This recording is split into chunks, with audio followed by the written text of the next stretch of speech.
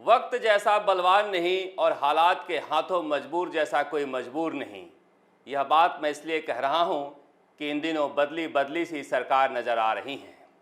वसुंधरा राजे जिस तरह से करौली में बोल रही थी, उनको सुनना और देखना अजीब लग रहा था। अब तक पिछले 20 सालों में वसुंधरा राजे के मुंह से यही सुना था कि मैं 36 के 36 कौमों की नेता हूं।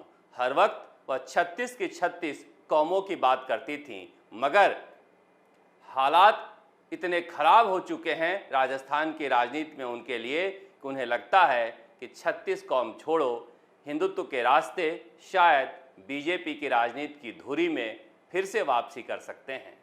तभी तो पहले रमजानियों पर तंज कसा बिजली नहीं काटने के आदेश को लेकर, और अब करौली पहुंची तो कहा हिंदुओं पर अत्याचार हुआ, हिंदुओं के साथ अत्याचार हुआ, सरकार गलत मुकदमों में फंसा रही है, मुसलमानों के तुष्टीकरण की नीति पर सरकार चल रही है।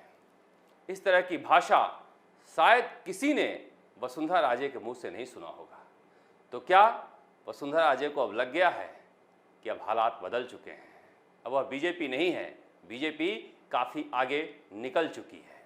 अगर बीजेपी के रंग में रंग कर रहना है तो हिंदुत्व का भगवा चोला पहनना ही पड़ेगा। यह बात मैं इसलिए कह रहा हूँ कि शायद बहुत कम लोगों को पता होगा कि झालावाड़ में बीजेपी का कार्यालय असद अनवर के घर से चलता है, जो वसुंधरा राजे के करीबी हैं। एक झालावाड़ ही ऐसा जिला है जहां पर 2-2, 3-3 मुस्लिम पार्षद बीजेपी से जीत कर आते हैं। वहां बड़ी संख्या में हमेशा से मुसलमान वसुंधरा राजे के समर्थक रहे हैं, मगर जिस तरह के तेवर वसुंधरा राजे ने दिखाए हैं करौली में, उन्हें लगता है कि बीजेपी ने जो उन्हें किनारे कर रखा है, वापसी का एकमात्र तरीका है कि हिंदुत्व के रथ पर चढ़कर वापसी करें। मगर इतना आसान है क्या? कल उनके साथ कौन कौन था? करौली धौलपुर के सांसद मनोज राजौरिया थे, जो आज लोकसभा अध्यक्ष ओम बिरला गए हैं तो उनके साथ भी हैं, और जो भी बीजेपी का नेता वहां जा रहा है उसके साथ रह रहे हैं। उसके अलावा उनके बेटे दुष्यंत सिंह, अशोक परनामी, राजपाल सिंह शेखावत, कालीचंद सर्राफ, वही एक टीम है जो टीम हाशिए पर पड़ी हुई है और उनके साथ घूमती है। तो क्या इस टीम के साथ वह वापसी कर सकती हैं? पता नहीं, मगर जिस तरह की कोशिश कर रही हैं अपनी टीम को लेकर, लगता नहीं कि बीजेपी में उस तरह से वह मजबूत हो पाएंगी जैसे पहले थीं, क्योंकि बीजेपी के बड़े नेता, ज़्यादातर विधायक अभी भी उनके कार्यक्रमों से दूरी बनाए हुए हैं जब तक वह बुलाती नहीं है। ये तो रही बात वसुंधरा राजे की, मगर पूर्वी राजस्थान बीजेपी और कांग्रेस दोनों के लिए केंद्र बना हुआ है। मुख्यमंत्री अशोक गहलोत करौली की काट में पूर्वी नहर परियोजना को लेकर आए हैं। उन्हें लगता है कि यह भावनात्मक मुद्दा है और पानी के मुद्दे पर सचिन पायलट की वजह से जो लग रहा था कि पूर्वी राजस्थान को हम खो सकते हैं, उसे पानी के मुद्दे पर पा सकते हैं।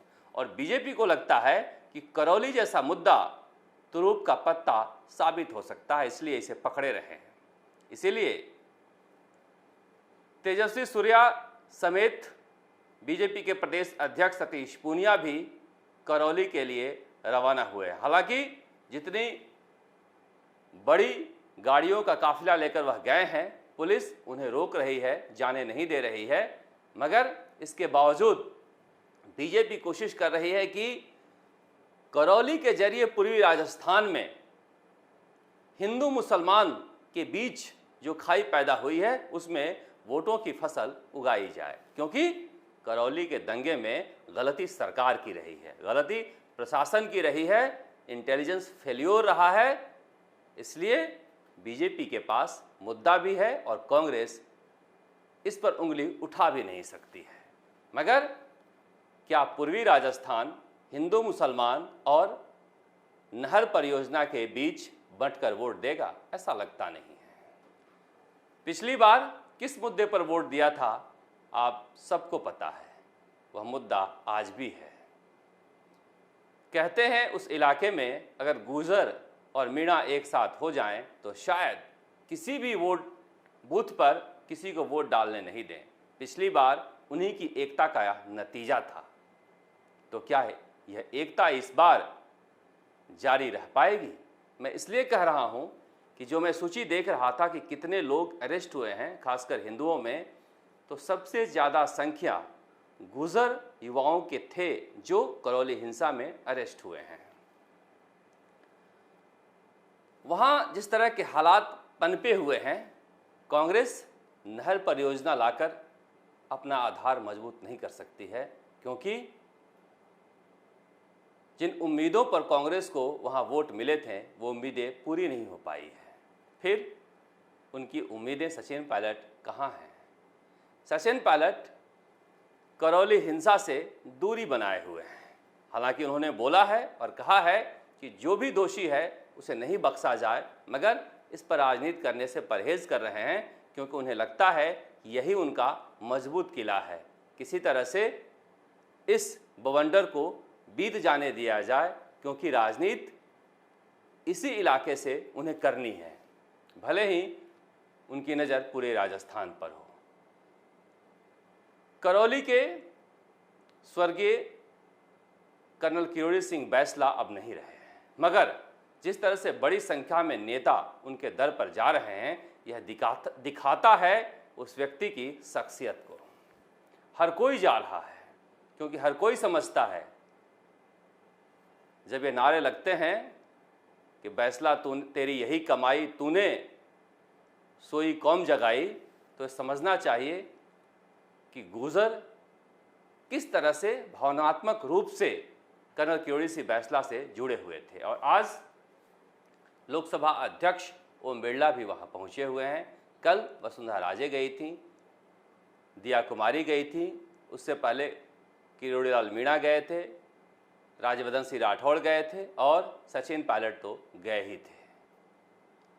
इसलिए कहा जा रहा है कि पिछली बार जो पूर्वी राजस्थान कांग्रेस को सत्ता में लेकर आई है और बीजेपी को सत्ता से बेदखल किया था, उस पूर्वी राजस्थान पर सबकी नज़र है, कांग्रेस की भी और बीजेपी की भी, कि इस बार किसका साथ देती है और किसका सरकार बनाती है, किस नेता को पसंद करती है, किस पार्टी को पसंद करती है। राजस्थान तक के लिए जयपुर से शरद कुमार।